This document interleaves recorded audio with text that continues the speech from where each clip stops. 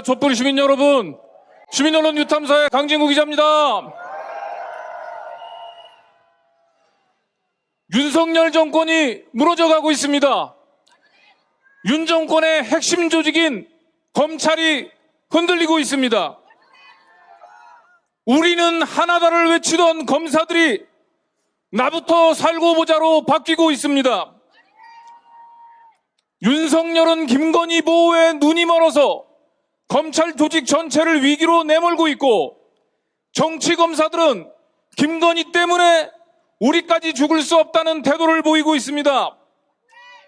하지만 검찰의 위기는 이게 다 아닙니다. 이게 다가 아닙니다.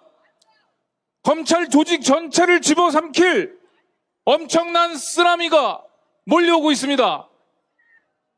얼마 전에 시민언론 뉴탐사가 입수해 보도했던 장시호 녹취 파일 때문입니다.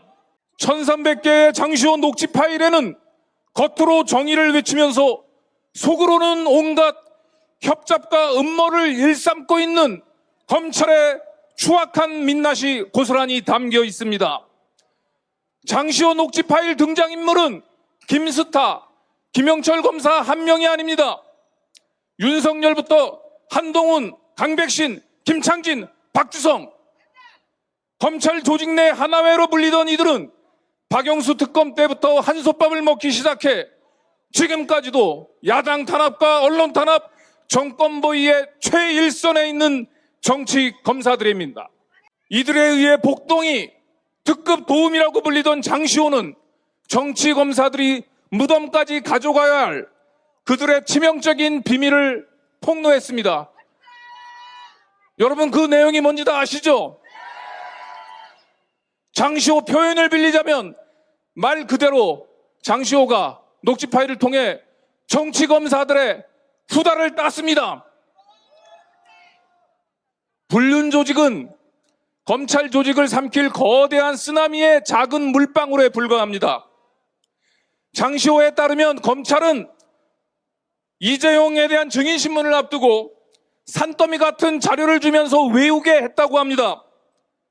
장시호가 이재용을 보고 눈물을 흘리자 검사들은 교도관을 물러가게 하고 두 사람만이 따로 면담을 가질 수 있도록 자리까지 마련해 줬다고 합니다.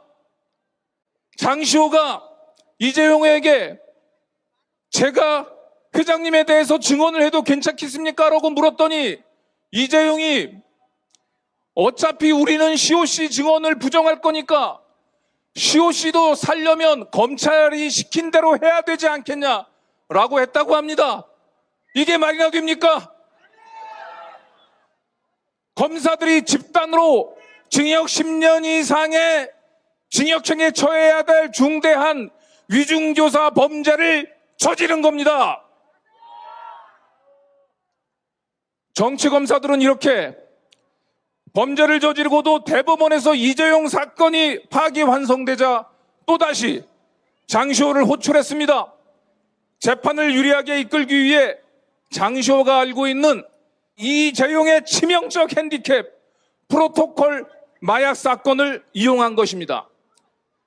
그 대가로 장시호는 지긋지긋하게 따라다니던 동계 스포츠 영재센터 횡령 사건에 대해서 공소권 없음 결정을 받아냅니다.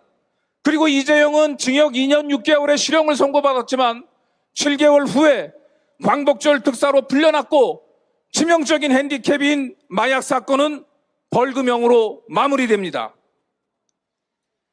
윤석열 등 정치 검사들이 정의의 화신으로 등극하게 된 국정농단 사건 이면에는 이처럼 검찰 권력과 자본 권력의 추잡한 사법 거래가 도사리고 있었던 것입니다.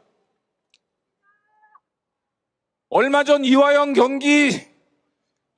전 경기부지사는 법정에서 연어 술판 회유 공작을 폭로한 바가 있습니다. 이에 대해서 이원석 검찰총장은 검찰 내에서 공무원들끼리 술판을 벌이는 것은 상상도 할 수 없는 일이라고 해명했습니다. 하지만 장시호는 한동훈 검사가 탕수육도 이빠이 시켜주고 하겐다즈도 많이 먹게 해줬다고 했습니다.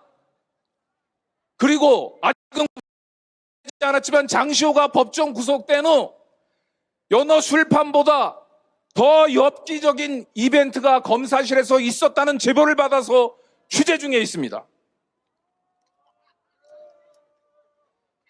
피의자들의 약점을 이용한 허위 진술, 자백 강요, 별건 수사, 공범을 동원한 회유 압박은 특별한 일이 아니었습니다.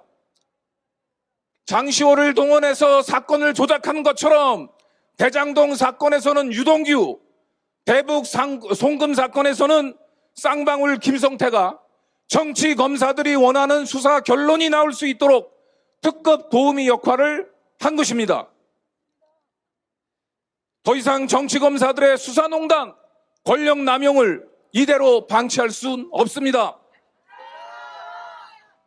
검찰은 개혁의 대상이 아니라 해체돼야 할 조직입니다. 윤석열 정권을 심판한 4.10 민심은 검찰 조직의 전면적 해체를 요구하고 있습니다. 장시호 녹취 파일이 검찰 개혁이 아니라 검찰 해체의 쓰나미가 될 수 있도록 시민언론 뉴탐사가 더 열심히 취재 투쟁에 나서도록 하겠습니다. 감사합니다.